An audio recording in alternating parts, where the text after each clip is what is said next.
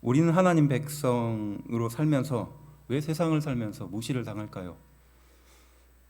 사업하는 사람들이 자신이 교회를 다닌다, 크리스찬이라는 말을 끝까지 숨긴다고 하는데, 다른 이유가 아니라 내가 교회를 다닌다고 말하거나 크리스찬이라고 말하면 상대방이, 그 사업을 하는 상대방이 그걸 이제 만만하게 본다는 거예요. 그래서 속이기도 좋고 뭐 이렇게 생각한다는 겁니다. 그래서 끝까지 속인다는 거예요.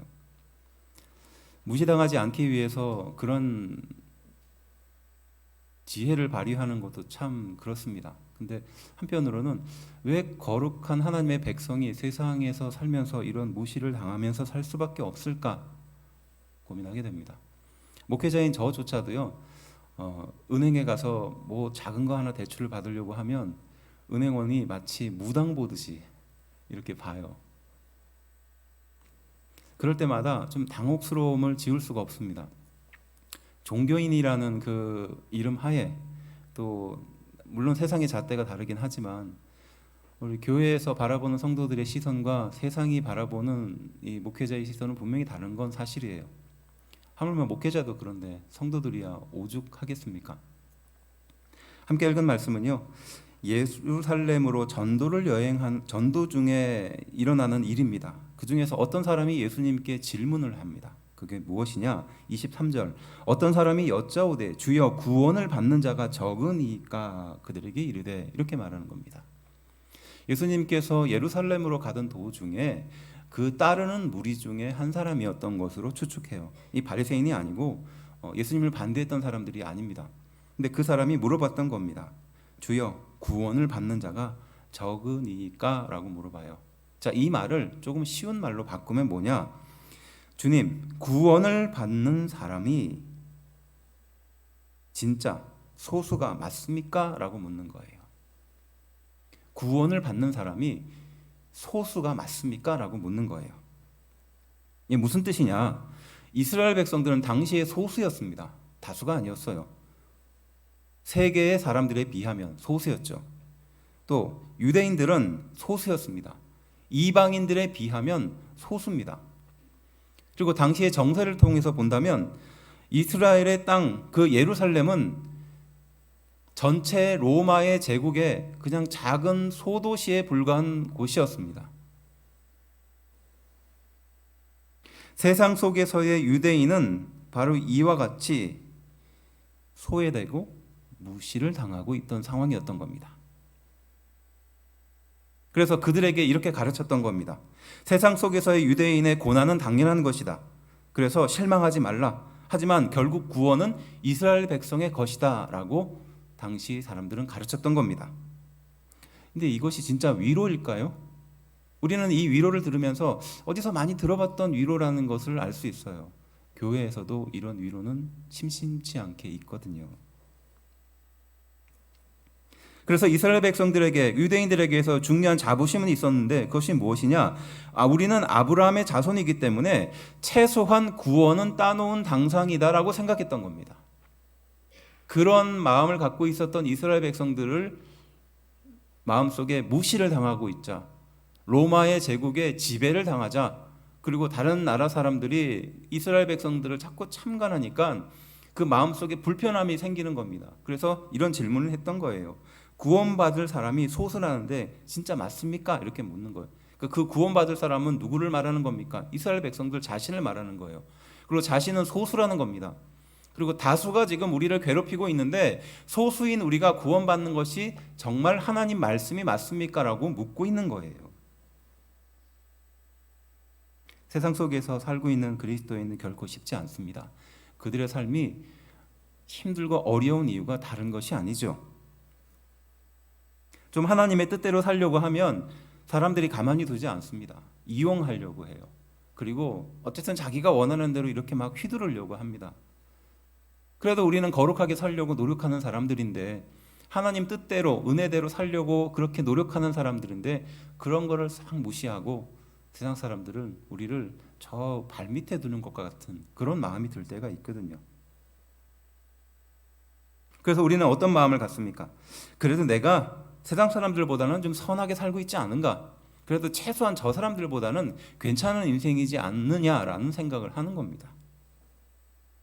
서름이나 무시를 당하고 또 보상을 받고 싶어하는, 위안을 얻고 싶어하는 마음은 어떻게 보면 당연한 것이겠죠. 지금 예수님과 함께 예루살렘으로 여행을 하는 도중에 그 따르는 무리 중에 한 사람이 지금 이것을 물어보고 있는 거예요. 그럼 어떤 말을 듣고 싶어서 이걸 물어본 거였을까요? 그래, 네 말이 맞다. 그래, 소수가 결국은 구원받는 거야. 아브라함의 자손은 결국 하나님이 다 챙겨줘. 이런 위로를 듣고 싶지 않았을까요? 그렇겠죠. 그런데 예수님은 의외의 대답을 하십니다. 무엇이라고 대답하는가? 좁은 문으로 가라. 그리고 회개해라. 천국 잔치에 소외되지 않도록 끝까지 긴장감을 잃지 않고 노력해라. 지금 우리를 비유하면 학교에서 열심히 공부해가지고 좀 좋은 점수를 받아가지고 얼마나 기쁘겠어요? 그리고 엄마한테 뛰어간 겁니다. 엄마 나 100점 맞았어. 그런데 엄마는 뭐라고 대답합니까? 아이고 잘했어. 이렇게 하기보다는 너 긴장 놓치지 마. 너 놓치면 끝나는 거야. 뭐 이런 겁니다. 예수님께서 지금 우리를 향하여 주시는 위로와 어떻게 보면 보상이 필요한 이 시점에 오히려 그를 향하여 좁은 문으로 가야 된다, 회개해야 된다, 천국 잔치에서 소외되지 않도록 노력해야 된다라는 말씀을 하는 것이에요. 이것이 무엇인지 좀 살펴보려는 것입니다. 보상, 위로 뒤에 숨은 비뚤어진 욕망이 있던 것이에요.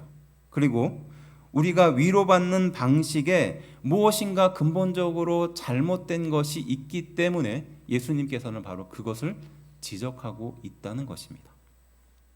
이 질문에 대해서 예수님은 그 마음의 깊은 중심을 알고 계셨습니다. 그래서 예수님은 그거보다 더 깊은 대답을 하십니다.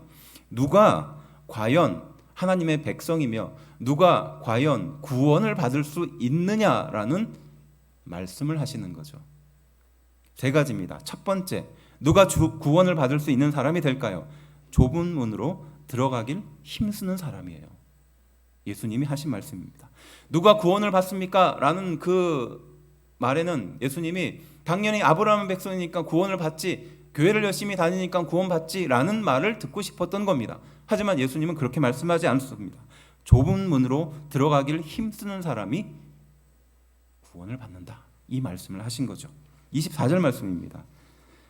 좁은 문으로 들어가기를 힘쓰라. 내가 너희에게 이르노니 들어가기를 구하여도 못하는 자가 많으리라 라고 말하거든요. 좁은 문으로 들어가라는 겁니다. 이게 마태복음에는 나오고 누가복음 딱 두 군데 등장하거든요. 신약 성경에 이 좁은 문이나 이 좁은 길에 대해서는 두 번밖에 등장하지 않는데 같은 의미를 갖고 있어요. 근데 사실 구약에서 이 좁은 문, 좁은 길은요, 좋은 의미가 아닙니다. 왜냐? 민수기에는요, 막혔던 길을 표시하는 것이 좁은 길이었거든요. 그리고 잠언은요, 좁은 함정이라는 표현을 해요. 그러니까 이스라엘 백성들에게 있어서는 좁다라는 것은 별로 좋은 게 아닙니다. 어떤 길을 가고 싶습니까? 왕의 대로를 가고 싶은 거예요. 왕이 지나갈 만한 큰 길로 가고 싶은 겁니다. 이스라엘 백성들이니까 하나님의 자녀 아닙니까? 그러니 그 하나님께서 걸어가신 그 길을 자녀가 되어서 왕자가 되어서 거기를 걸어가고 싶은 거예요. 왕의 대로가 중요한 거였거든요. 그런 이스라엘 백성들에게 좁은 길로 가기를 어떻게 하라? 힘쓰고 노력해야 된다라고 말하는 겁니다. 그래서 좁은 문으로 들어가기를 힘쓰라라는 것이에요. 이것은 선택의 문제가 아니라 굉장한 노력이 필요하다는 것을 말하는 겁니다. 우리 그렇잖아요. 좋은 대학교, 뭐 서울에 있는 어떤 서울대학교를 간다. 그러면 거기 들어가려고 사람들이 막 얼마나 노력합니까? 그렇죠. 그런데 지방에 저기 이름도 없는 그 대학교에 가려고 막 그렇게 노력하지 않잖아요. 거기에 사람들이 몰리지 않습니다. 그렇죠.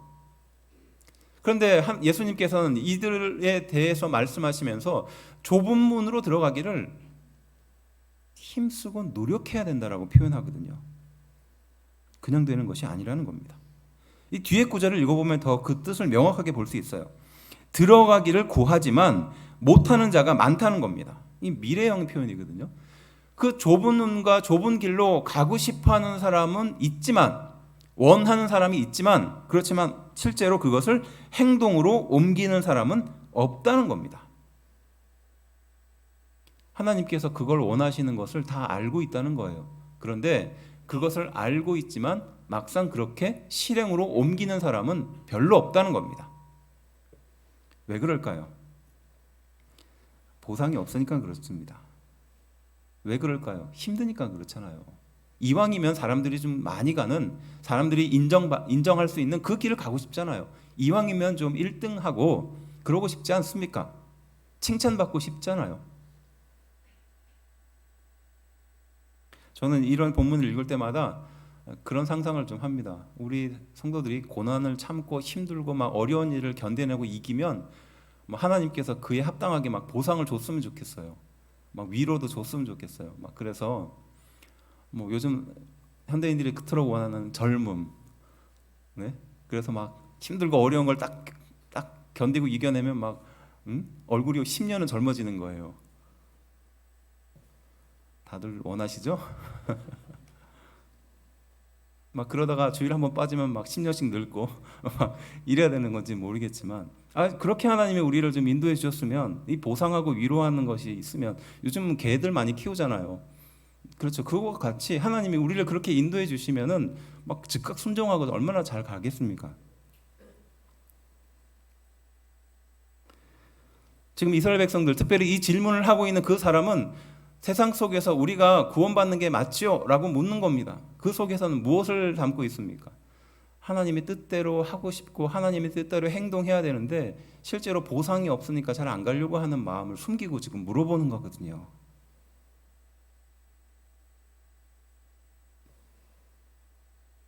위로와 보상이라는 것은요, 하나님께서 주시는 위로가 있습니다.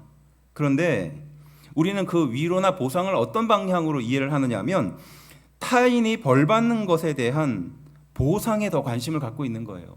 내가 막 힘들고 어렵잖아요. 핍박을 받잖아요. 그러면 나를 힘들게 하고 핍박받는 그 사람이 어떻게 되기를 바랍니까? 좀 망하기를 바라는 거예요, 솔직히. 좀 실패하길 바라는 거예요. 좀 집에 무슨 일이 생기길 바라는 겁니다. 이렇게 우리가 무시를 당했으니까 그들이 무시를 당하는 것은 당연하다. 그래야지 우리 마음이 속 시원하다. 이런 마음을 품고 지금 예수님께 물어봤다는 거예요. 소수가 구원받는 게 정말 맞죠? 이렇게 묻는 겁니다.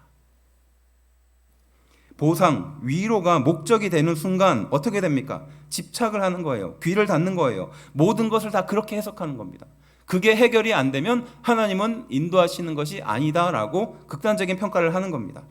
하나님이 이스라엘을 구별하시고 구원하신 목적은 무엇입니까? 그들 속에 있는 고통과 외로움과 슬픔을 위로해주기 위해서, 보상을 해주기 위해서 그 일을 겪게 하신 것일까요? 아닙니다. 그들은 노예의 습관을 청산하는 것입니다. 그리고 하나님의 백성으로서의 새로운 길을 걷게 하는 거예요. 그리고 그들을 통해서 세상의 모든 민족이 하나님이 그들 가운데 역사하신다는 것을 직접 눈으로 보고 그 길을 따라오게 만들기 위해서 하신 것인 줄로 믿습니다. 과거의 노예의 습관에 붙들리고 노예의 상처에 붙들려 있으면 새로운 길을 걸어가지 못하는 거예요.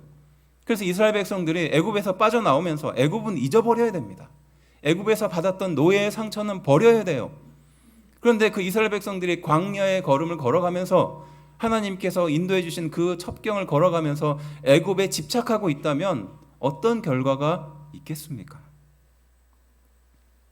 결국 위로와 보상은 과정일 뿐입니다. 최종 목적이 아니라는 거예요. 축복이 과정일 뿐이고 최종 목적이 아닌 것과 마찬가지인 줄로 믿습니다. 이스라엘이 가나안 땅에 들어가는 건요, 그건 최종 목적이 아닙니다. 그렇죠? 이스라엘 백성들이 이스라엘 땅에 들어가는 거는 과정일 뿐이에요. 오랫동안 가나안 땅을 들어가고 싶어서 그렇게 하나님께서 인도했지만 막상 가나안 땅에 들어가는 것이 그들의 최종 목표가 아닙니다. 마찬가지로 하나님께서 우리에게 주시는 보상과 위로도 최종 목표가 아니라는 거예요. 거기에 목을 매면 이런 잘못된 행동을 하게 되는 겁니다. 힘든 일이거나 어려운 일이 생기거나 보상이 생기거나 위로가 필요하다고, 그리고 칭찬이 필요하다라고 갈급하기 시작하는 거예요. 좁은 길로 가기를 미루는 이유는 힘들고 보상이 없으니까, 위로가 필요해서 그러는 겁니다. 그런데 하나님의 백성은 좁은 길로 가라고 말씀하시고 그 좁은 길은 결국 새로운 길이기 때문이라는 것이에요. 믿으십니까? 그래서 하나님의 백성이 가야 할 길이기 때문에 좁은 길입니다. 좁은 길을 피해야 할 길이 아니죠. 하나님이 가라고 하는 그 길을 가야 하는 것이 우리의 사명이고 숙명인 줄로 믿습니다. 전 그래서 우리 교회가 힘들고 보상이 있지 않고 위로도 없고 칭찬 없는 일에 앞다투는 성도가 되기를 저는 기대합니다. 목회자와 성도들의 인정이 없는 그 일을 가장 먼저 앞장서서 하는 것, 그거 하나님께서 기뻐하지 않으시겠습니까? 가만히 보면 이 세상에서 참 힘들고 어려운 상황 속에서도 거룩하고 꿋꿋하게 살아가는 성도들이 너무너무 많아요. 그런데 제가 이런 비유를 참 들까 말까 마지막까지 고민했는데요. 저는 청년 사역자들을 참 사랑합니다. 왜냐하면 제 자신이 청년 사역을 오래 하기도 했지만 그 상황을 너무 잘 알거든요.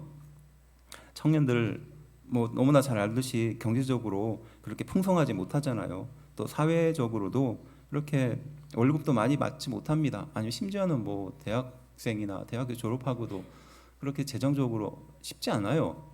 그러니 청년 사역자들 현장에서는 자기가 받는 사례비라고 해봤자 불과 뭐 100 얼마 정도밖에 안 해요. 200만 원도 안 됩니다. 150만 원도 안 돼요.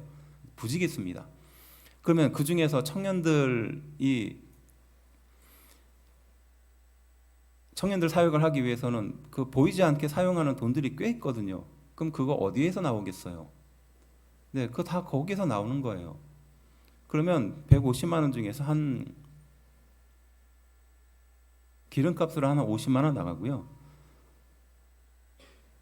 청년들 밥 사주느라고 한 5, 60만 원 나가고요. 그리고 나머지 이제 헌금하고 그리고 그렇게 살아요. 그 현실입니다. 그런데 뭐 때문에 그렇게 사는 거냐고요. 한 영혼이라도 살리겠다고. 그 방황하는 영혼들 다른 거 바라보면서 세상 쫓아가는 그 청년들 다시 한번 붙잡아 보겠다고 그렇게 사는 겁니다. 1년, 2년, 아니 10년, 20년 그렇게 현장에 매달려서 사는 사람이 있어요. 그게 대부분의 청년 사역자들의 현실입니다. 그런데 그들의 마음은 몰라주고 그들의 희생은 몰라주고 그들의 노력은 몰라주고 교회에서 그들에게 사례비 10만 원 올려주는 것을 아까워하는 사람들이 있거든요.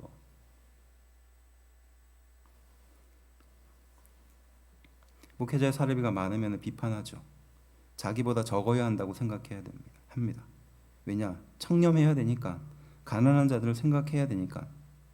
그런데 정작 그 사람도 하나님께 돈 많이 받고 축복 많이 받기를 그렇게 기도하지 않습니까? 하지만 그 사람을 위해서 마지막까지 축복이 많기를, 하나님의 은혜가 풍성하기를 기도하는 사람이 바로 그 목회자들이에요. 결국이요, 그것이 최종 위로와 보상이 아니기 때문에 희생하고 헌신하고 뛰어드는 겁니다. 우리는 그런 사람들을 귀하게 여기고 또 그 사람의 일에 대해서 박수 쳐주고 축하해주고 위로해 주어야 되는 거예요. 결국 하나님의 백성이 이 세상을 살아가면서 얼마나 힘들고 어렵습니까? 위로받을 것이 없잖아요. 그렇게 살아갈 때 우리는 그것을 통해서 하나님께서 주시는 은혜를 기대하는 것이에요. 누가 존경받는 사람일까요? 돈이 많은 사람, 높은 직책에 올라가 있는 사람, 또 요즘 중요하게 여기는 자신의 나이보다 어려 보이는 사람, 이런 사람이 사람들의 눈에 띄잖아요. 그런데 하나님의 백성은 그게 아닙니다. 돈이 없지만 풍성한 축복 속에 사는 사람이에요. 낮아지고 겸손하지만 하나님께서 그 사람의 인생을 높이는 사람입니다. 내가 죽으면 하나님이 그를 살리시는 사람인 줄로 믿습니다. 이게 좁은 문이고 좁은 길이라는 거예요. 목회자가 먼저, 그리고 성도들이 그 길을 따라가며 이 좁은 문으로 가야 하는 이유가 바로 여기 있는 줄로 믿습니다. 세상 사람들은 무시할 수 있어요. 하지만 하나님은 무시하지 않습니다. 우리가 가치 있다고 생각하는 그 일에 충성을 다하면 하나님은 그것을 가장 기뻐하시는 줄로 믿습니다. 좁은 문으로 들어가기를 힘쓰는 귀한 성도들이 되기를 주의 이름으로 축원합니다. 두 번째, 누가 구원을 받습니까? 유순한 마음을 가진 사람입니다. 25절 말씀인데요. 집 주인이 일어나 문을 한 번 닫은 후에 너희가 밖에 서서 문을 두드리며 주여 열어주소서 하면 그가 대답하여 이르되 나는 너희가 어디에서 온 자인지 알지 못하노라 하니니. 이렇게 말합니다. 집 주인이 문을 한 번 닫은 이후에는요, 나는 너희가 누군지를 모르겠다라는 말이에요. 저는 이 말씀을 듣고 좀 충격이었어요. 왜냐? 하나님은 우리를 사랑하시고 정말 한없이 포용해 주시고 끝까지 용서해 주시는 분인데, 그 하나님께서, 그 예수님께서 어떻게 하신다고요? 네. 나는 너를 몰라. 이렇게 하신다는 거예요. 나는 네 인생을 몰라. 이렇게 말한다는 겁니다. 얼마나 서운합니까? 이 말씀을 조금 묵상해 보면 그 뜻이 조금 더 선명하게 와닿아요. 우리에게 회개할 기회가 주어지고 마음을 돌이킬 기회가 여러 번 주어졌지만 끝내 돌이키지 않으면 결국 어떻게 된다? 부정당하게 될 것이라는 것을 말하는 겁니다. 기회는 영원하지 않다는 것을 말하는 거예요. 나는 너희가 어디에서 왔는지 알지 못한다는 건요, 당시의 랍비들이 그 구성원을 쫓아낼 때 쓰는 말이었어요. 이스라엘 백성들 중에서 범죄로 인하여 그들을 그 공동체로부터 쫓아낼 때 이 말을 썼던 거예요. 그러니까 그거 쉽게 말하면 나는 너의 존재 자체를 부정한다는 겁니다. 이게 얼마나 큰 사형 선고 같은 말입니까? 요한복음 8장 14절은요. 음행 중에 잡힌 여자를 끌고 온 바리새인이 있었습니다. 그리고 예수님을 시험하죠. 예수님은 그 바리새인의 마음을 누구보다 꿰뚫고 있어서 그들과 그 여자를 치러 온 사람들에게 말합니다. 어떻게? 죄 있는 자가 돌로 쳐라. 그리고 그 사람들이 그 자리를 다 물러나죠. 그때 바리새인들이 비판합니다. 그때 예수님께서 어떻게 말씀을 하시느냐? 요한복음 8장 14절, 예수께서 대답하여 이르시되 내가 나를 위하여 증언하여도 내 증언이 참되니 나는 내가 어디서 오며 어디로 가는 것을 알거니와 너희는 내가 어디서 오며 어디로 가는 것을 알지 못하느니라 라고 말하는, 여기서 이 말씀을 인용하거든요. 음행 중에 잡혀온 여자를 정죄하는 거예요. 그래서 예수님께서 돌로 치는지 안 치는지 시험하는 그 사람들을 향하여, 그 행동을 향하여 하시는 거예요. 그들의 마음이 유순하지 못하기 때문에 예수님을 시험에 빠뜨리려고 그 행동을 한 겁니다. 그래서 예수님이 나는 내가 어디서 왔고 어디서 가는지 안다는 거예요. 하지만 너희 바리새인들은 그걸 모르는 존재라는 겁니다.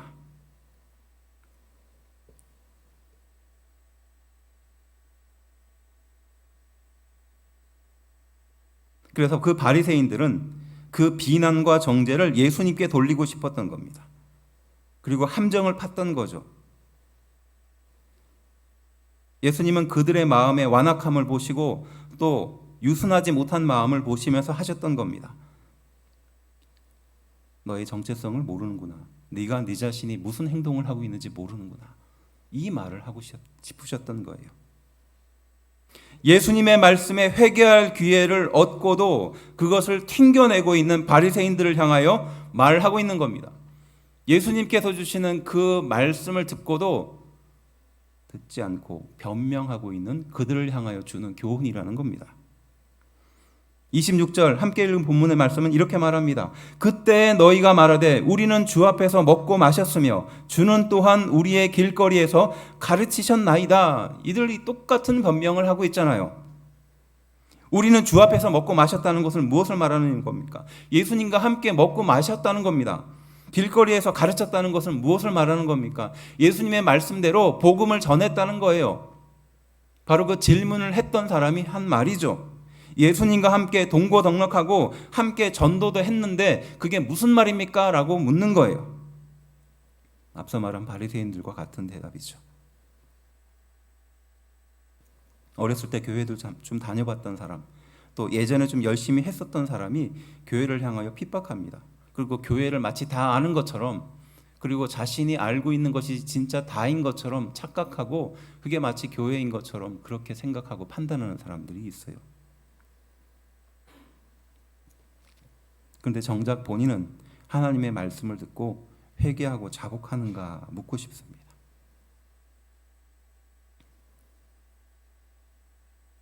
사실 그들은 그 말이 맞지만 예수님 앞에서 고개 숙이고 싶지 않았기 때문입니다. 그 말이 틀리지 않은 것을 너무나 잘 알지만 예수님 앞에서 자존심을 구기고 싶지 않았던 거예요. 그러니까 그런 행동들을 했던 거죠. 왜 그들은 예수님을 미워했을까요? 결국 유순하지 못한 마음을 가지고 있었기 때문입니다. 불평이 많으면 좋은 것을 못 얻어먹는다는 말처럼 유순한 대답은 분노를 쉬게 합니다. 잠언 15장 말씀인데요. 온순한 혀는 곧 생명나무이지만 패역한 혀는 마음을 상하게 한다라고 표현하거든요. 유순이라는 말 그 자체도 그렇습니다. 우리가 생각하기엔 유순이라는 것은 온유하고 부드러운 것을 말하잖아요. 근데 성경에서 표현하고 있는 유순의 정확한 뜻은요, 하나님의 다스림에 나를 부탁하는 것, 하나님의 생각에 내 생각을 꺾는 것, 이것이 유순을 말하는 겁니다. 마치 새순과 같이 말씀을 흡수하고 거칠고 격노하지 않으며 성령님의 음성에 순응하고 반응하는 것, 이것이 유순이라고 표현하고 있습니다. 왜 우리는 유순하지 못할까요? 이것은 공의에 대한 불편함이 있기 때문에 그렇습니다. 공의는 무엇입니까? 우리가 너무 잘 알고 있는 요나처럼 내가 죽기까지 옳다라고 끝까지 우기고 있는 것이에요. 마음에 서운한 것을 풀지 못하는 겁니다. 그래서 자기 눈으로 직접 그 나라가 망하는 것을 보고야 눈을 감겠다라는 그것을 생각하는 겁니다. 그래서 우리는 유순과 공의를 항상 생각해야 됩니다. 데살로니가 후서 1장 6절부터 7절 말씀인데요, 우리에게 이렇게 교훈해요. 너희로 환난을 받게 하는 자들에게는 환난으로 갚으시고 환난을 받는 너희에게는 우리와 함께 안식으로 갚으시는 것이 하나님의 공이시니라고 말하고 있어요. 그러니까 너희가 힘들고 어렵고 괴로운 상황에 빠뜨리는 그 사람을 하나님인 내가 환난으로 갚아주겠다는 것이에요. 믿으십니까? 이러면 속 시원하죠? 뿐만 아니라 어떻게 우리 마음속에 그러한 환난을 견디는 사람에게는 하나님께서 주시는 안식으로 너를 인도해 주겠다라고 말씀하고 계시는 줄로 믿습니다. 이게 쉬운 말이고요, 잘 들리는 말이지만 이거 실천하기가 결코 쉽지 않아요. 왜 그럴까요? 내가 힘들고 어려운 상황에 빠지면요, 대부분 어떻게 합니까? 내가 갖고 싶어서 그래요. 내가 복수하고 싶어서 그렇습니다. 내 마음속에 좀 시원한 게 눈앞에 보여야 돼요. 나를 힘들게 하는 그 사람이 앞서 말한 것처럼 뭐 좀 고난에 빠져야지 마음이 좀 시원한 겁니다. 그게 안 되면 더 괴로운 거예요. 지금 바리새인이 예수님의 가르침을 듣지 않고 더 심하게 예수님께 반항하고 자존심을 부렸던 이유가 바로 그걸 말하는 겁니다. 하나님의 공의는 살아있으니 하나님께 맡기고 그만 내려놓으면 될 일인데요, 그게 안 되는 거예요. 자기 눈으로 망하는 것을 보고야 말겠다는 그것은 사실 유순한 것이 아니라는 겁니다. 우리를 무시하는 로마 사람들, 그 제국이 망하는 것을, 우리를 높여주시는 것을 반드시 보고야 말겠다라고 말하는 그 이스라엘 백성들의 마음속은 하나님은 너무나 잘 알고 있었습니다. 결국 역사를 통해서 누가 먼저 망합니까? 로마보다 이스라엘이 먼저 망해요. 이 이후에 70년 뒤에 이스라엘이 먼저 망하잖아요. 그리고 나중에 로마가 망합니다. 하나님의 공의를 믿으면 됩니다. 그리고 하나님의 공의를 따라서 맡기면 돼요. 그런데 그게 잘 안 되는 겁니다. 내려놓는 게 힘든 거예요. 사실 좀 심하게 말하면요, 내가 복수하는 것보다 우리 하나님이 복수 더 잘하신답니다. 안 그렇습니까? 내가 그 사람한테 해코지 하는 것보다요, 하나님이 그 사람한테 해코지 더 잘하세요. 이건 아멘 하시면 안 됩니다. 우리가 그 사람에게 복수를 하려는 마음보다 하나님은 더 잘하실 수 있는 분이에요. 이게 공의라는 겁니다. 하나님의 공의는 그렇다는 거예요. 너에게 환난을 주는 그 자를 내가 환난을 주겠다라고 약속하시는 거예요. 그러니 너는 그로부터 자유하라는 겁니다. 더 이상 매여 있지 말라는 겁니다. 그리고 너희에게 안식을 주겠다. 이것이 하나님의 뜻인 줄로 믿습니다. 예전에는 집을 지으면 그냥 눈에 보이는 대로 여기가 내 땅이겠다 이렇게 하면서 이렇게 줄을 그어서 집을 지었죠. 담을 이렇게 만들고. 그래서 시골에 내려가 보면 담은 높은데 길은 좁아요. 자꾸 담을 이렇게 안쪽으로 길 쪽으로 만들다 보니까 생긴 일이지 않습니까? 이 교회를 지으려고 그 교회가 작정을 해서 교회 땅을 이제 일구려고 이제 측량을 해봤더니 그 집에 한 1m 정도가 그 집에 그 집에 침범하고 있었더래요. 그러니까 어떻게 합니까? 이제 그 집에 가가지고 이만큼 침범했으니 이제 교회 새로 측량하니까 그 땅을 이제 좀 내놔라 이렇게 얘기한 거예요. 근데 그 집 주인 입장에서는 어떻게 했느냐고요. 뭐 자기가 그만큼은 썼으니까 내 땅이 아닌가 보다 이렇게 넘겨주는 게 당연하고 유순한 마음일 수 있으나 그게 그렇게 싫은 거예요. 수십 년 동안 내 앞마당이고 내 담이라고 생각했는데 교회가 이만큼 들어왔네라고 생각하는 거예요. 이분이 화병이 걸린 거예요. 결국 급하게 돌아가셨어요. 근데 더 문제는 그 가족들이에요.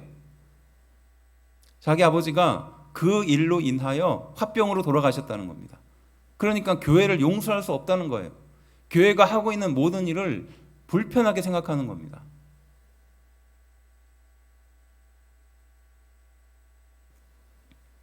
그 아들을 만나서 이야기해요. 그만 용서하시라고. 아버지가 그러한 마음을 가진 건 아버지에서 끝나야 되지 않겠느냐. 그만 그 증오에서 벗어나야 되지 않겠느냐고. 사람이 잘못하면 사람의 잘못일 뿐이지 하나님의 잘못은 아니지 않겠느냐고. 용서하는 것이 포기하는 것이 낫지 않겠느냐고. 하지만 그것이 결코 쉽게 되지 않습니다. 완고한 상태로 남을 탓하거나 또 자신의 인생을 목조르는 행동을 멈춰주지 않습니다. 그를 향하여 하나님은 이 말씀을 통해서 교훈합니다. 그만 핑계대고 자신의 상태를 보고 하나님의 말씀을 향하여 돌아오라. 사실 누구도 당신을 비난하거나 의식하지 않습니다.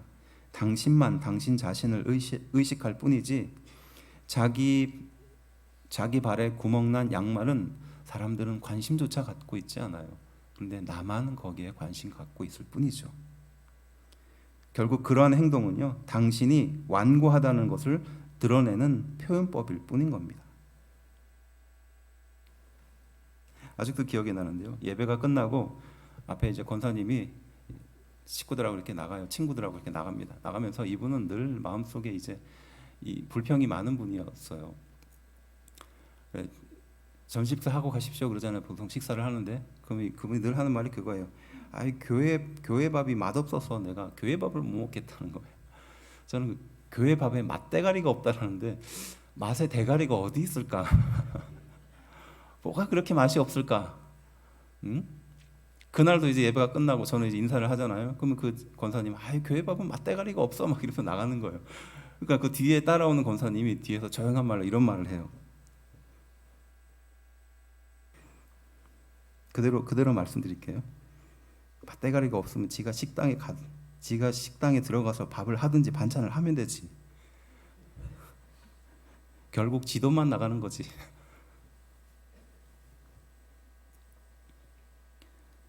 유순한 마음을 가져야 될 이유가 여기 있습니다. 결국 자기 자신이 무너지는 거예요. 자기 자신이 받아야 될 은혜를 스스로 막는 것인 줄로 믿습니다. 유순한 마음을 가지는 성도들이 되기를 주의 이름으로 축원합니다. 마지막 세 번째는요, 은혜의 편에 서라입니다. 29절 말씀은요, 이렇게 교훈합니다. 사람들이 동서남북으로부터 와서 하나님의 나라의 잔치에 참여하리니 라고 말합니다. 동서남북은 어디를 말하는 거냐? 이스라엘 백성을 중심으로 사방의 모든 나라들을 말하는 겁니다. 쉽게 말하면 이방인들이 올 거라는 겁니다. 이방인들이 그 잔치에 참여할 거라는 거예요. 이 말을 들으면 이스라엘 백성들 입장에서는 얼마나 기분이 나쁘겠어요. 자기는 진짜 생고생을 해가지고 여기까지 왔는데 하나님의 말씀을 지금까지 지키면서 그렇게 노력해서 왔는데 정작 결정적인 순간에 동서남북의 이방인들이 와가지고 자기 잔치를 다 이런 생각을 하지 않겠습니까? 얼마나 질투나고 얼마나 억울하고 그랬겠습니까?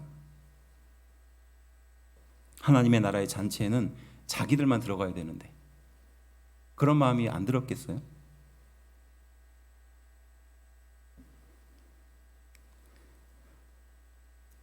그리고 30절 이렇게 또 못을 박습니다. 보라, 나중된 자로서 먼저 될 자도 있고 먼저 된 자로서 나중될 자도 있느니라. 이렇게 말하는 거예요.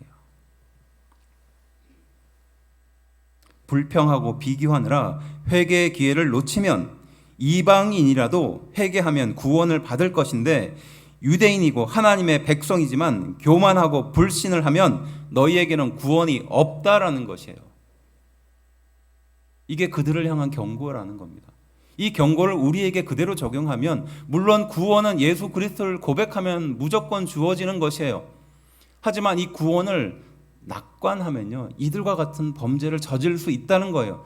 나는 내가 이렇게 열심히 노력하고 열심히 교회 다니고 지금까지 다닌 세월이 있는데 하나님 나를 무시하지는 않을 거라고 생각합니다.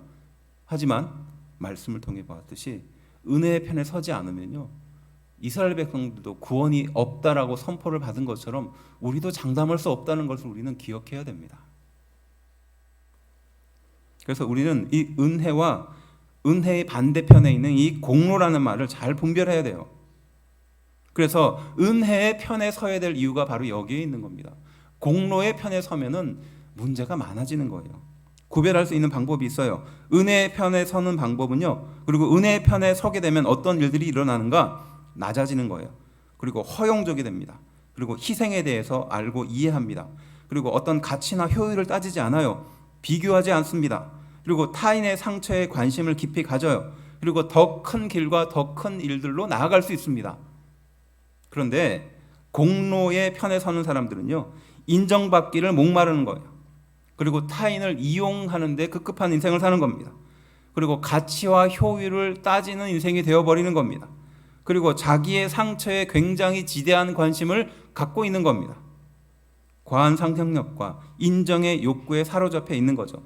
결국은 더 좁은 영역으로 살아가는 겁니다. 이게 공로에 붙들려 있는 사람이에요. 어떻게 보면 세상이 바로 이 공로에 붙들려 있는 사람들이라는 거죠. 자기가 얼마큼 노력했는데 그에 대해서 사람들이 인정하지 못하면 참지 못합니다. 내가 이렇게 노력하고 희생했는데 그걸 알아주지 못하면 견딜 수가 없어요. 누가 나를 요만큼이라도 무시하면 내 상처를 요만큼이라도 건드는 것처럼 신용만 해도 마치 그 사람이 나의 원수가 되듯이 행동하는 것이에요. 뭡니까? 공로에 붙들려 있는 것이기 때문에 그렇습니다. 예수님께서 유대인을 위해서 오셨는데 유대인만을 위해서 오셨을까요? 아닙니다. 유대인뿐만 아니라 이방인 모두를 위해서 오셨다는 것을 우리가 너무나 잘 알고 있습니다. 유대인을 먼저 선택한 것은 그들이 거룩해서가 아니라 이방인을 회복하기 위한 첫 번째 단계일 뿐이에요.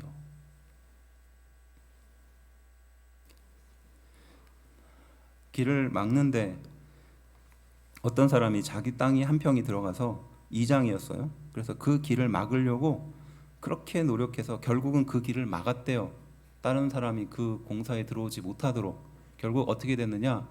다른 쪽 마을로 그 길이 만들어져서 다른 마을만 잘 되고 자기 마을은 그대로 있더라는 겁니다. 자기 땅 한 평 때문에 축복을 잃어버린 거죠. 옆마을 좋은 일만 시킨 겁니다. 질투와 비교, 또 축복을 나눠받을 생각보다는 그저 자신의 한계에 머물러 있는 거예요. 자기 손에 쥐어진 그것을 놓치지 않기 위해서 그렇게 벌벌 떠는 인생처럼 사는 거예요. 교회에서 어린이 선교를 중점으로 하는 교회가 있었는데 그 교회는 전투적으로 아이들을 전도해요.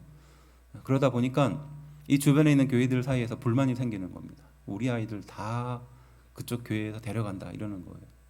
뭐 그 교회에서는 행사도 많이 하고 또 아이들에게도 많이 주고 선생님들도 열정적이고 이러니까 그 주변에 있는 교회들이 이제 피해 아닌 피해를 입었다는 거예요. 그래서 그 교회에서 행사만 하면 막 촉각이 곤두서가지고 왜 저런 행사를 하느냐 막 비판하기 바쁜 거예요. 그런데요, 그 교회가 그런 사역을 했기 때문에 그 주변의 아이들이 살아나는 겁니다. 그리고 그 아이들이 자라서 중고등부에 가면 그 주변에 있는 교회들이 더 풍성해지는 거예요. 그 교회를 통해서 다른 교회가 축복을 나누는 겁니다. 이게 은혜의 편이 아닙니까? 자기를 중심으로 생각한다면, 자기 교회를 중심으로 생각한다면 다른 교회가 잘 되는 것은 질투의 대상이에요. 하지만 자신의 교회가 잘 됨으로 인하여 그 지역이 변화하고 더 많은 사람들이 하나님께 나아간다면 그건 귀한 일 아닙니까? 나를 핍박했던 그 사람이 천국에 왔다면 우리는 그 사람에게 심술 부리지 말고 그 사람까지도 구원해 주신 하나님의 은혜에 감격해야 될 줄로 믿습니다. 이것이 은혜의 편입니다. 정리하면 누가 구원을 받습니까? 라는 질문에 대한 대답이죠. 좁은 문으로 들어가는 것을 힘쓰는 사람이 구원을 받습니다 라는 뜻이에요. 또 유순한 마음을 가지고 사는 사람이 구원을 받습니다 라는 뜻입니다. 그래서 주시는 말씀의 은혜를 회개하고 즉각적으로 돌이키는 그 순수한 마음을 하나님은 받으신다는 겁니다. 마지막, 은혜의 편에 서며 질투하지 않으며 하나님께서 주시는 그 축복을 더 크게 나누는 사람이 구원을 얻는다라고 교훈하고 있는 줄로 믿습니다. 그리스도인의 위로는, 그리스도인의 보상은 어떤 것입니까? 이 어리석은 질문을 예수님께 하고 있는 그 사람처럼 우리 또한 그런 보상과 위로에 매달려 있지는 않습니까? 누군가 나를 무시하면 그것을 참지 못하고 어떻게든 풀어야 되고 그 사람이 망하는 것을 보고서야 내 마음이 풀리는 그러한 상태는 아닙니까? 거룩한 성도로 살기 위해서 핍박을 받고 서러움 속에 살고 있지만 바로 하나님께서는 수천 년 전 이스라엘 백성을 택해서 그들에게 본이 되게 하며 하나님이 그들 가운데 역사함을 세상의 모든 사람들에게 보여줬다는 겁니다. 이것은 무엇을 말하는 걸까요? 목적이 있다는 겁니다. 예수님 또한 이 세상에 오셔서 그 사람들의 무시와 그 핍박을 능히 감당하지 않았습니까? 그리고 가장 사랑하던, 어떻게 보면 가장 자신을 잘 알고 있는 그 종교 지도자들로부터, 또 소위 말해서 경건하다고 말하는 그 사람들로부터 예수님은 무시를 당하지 않았습니까?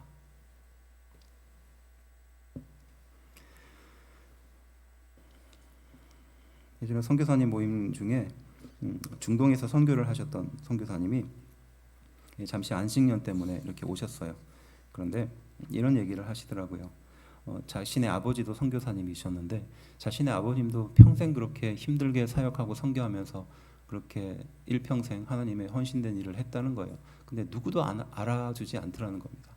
그리고 이제 은퇴가 돼서 은퇴해야 될 그 시간이 가니까 뭐 그 선교사님이 모아놓은 뭐가 있겠어요? 아니면 뭐 쉴 수 있는 공간이나 제대로 있겠어요? 그래서 비참하게 그렇게 마지막 순간까지 고생하시면서 가시는 아버님을 보면서 나는 저렇게 살지 않겠다 이런 마음을 가지는데 또 하나님의 은혜가 그 아들에게 임해서 그 아들도 자신의 그 뜻과 은혜를 하나님 붙들면서 일평생 살아가는 거예요.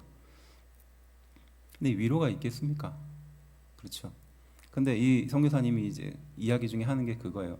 자기 아들이 있는데 그 아들이 이상하게 자기가 보기에는 잘 된다는 겁니다.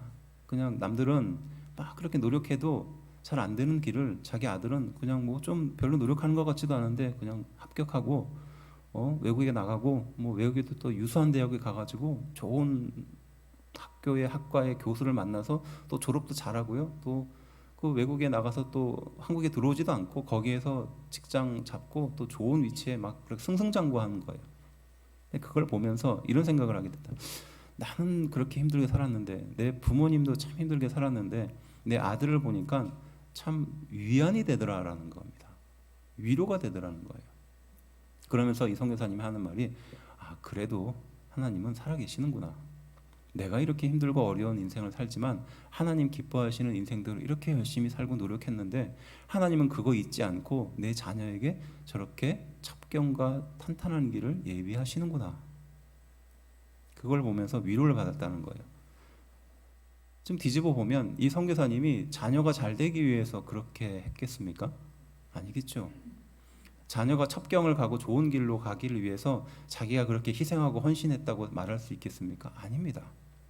그저 하나님께서 기뻐하시는 그 일을 따라서 일평생 희생하고 헌신하는 삶을 살았는데 그 일들을 통해서 위로를 주신 것뿐이에요.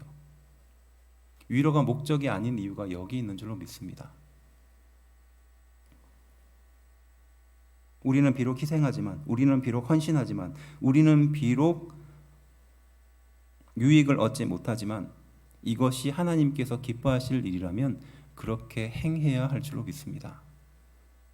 당장 나에게 어떤 위로가 없어도, 이득이 없어도 하나님은 그것을 기억하십니다. 그리고 우리의 일생 가운데 반드시 하나님께서 주시는 위로로 우리를 인도해 주실 줄로 믿습니다. 우리 예수님이 바로 그 길을 걸어가셨기 때문입니다. 말씀을 마무리하며 요한일서 3장 13절부터 16절 말씀을 우리 함께 한 목소리로 좀 읽어보겠습니다. 읽어봅시다. 시작. 형제들아, 세상이 너희를 미워하여도 이상히 여기지 말라. 우리는 형제를 사랑함으로 사랑에 옮겨 생명으로 들어간 줄을 알았거니와 사랑하지 아니하는 자는 사망에 머물러 있느니라. 그 형제가 미워하는 자마다 살인하는 자니 살인하는 자마다 영생이 그 속에 거하지 아니한 것을 너희가 아는 바라. 그가 우리를 위하여 목숨을 버리셨으니 우리가 이로써 사랑을 알고 우리도 형제들을 위하여 목숨을 버리는 것이 마땅하니라. 아멘. 우리가 이렇게 생명을 얻고 하나님의 말씀을 듣고 이 살아있는 능력을 경험하는 것은요, 누군가 나를 위해서 죽었기 때문입니다. 예수님이, 또 여러분들의 앞선 목회자들이, 또 선생님들이, 또 부모들이 여러분들을 위해서 헌신하고 기도하고 또 애끓는 심정으로 중보했기 때문입니다. 그래서 우리가 그 생명을 얻어 사는 것인 줄로 믿습니다. 오늘 말씀해 주시는 은혜를 따라서 하나님의 은혜 앞에 든든히 서는 우리가 되기를 주의 이름으로 축원합니다. 기도하겠습니다.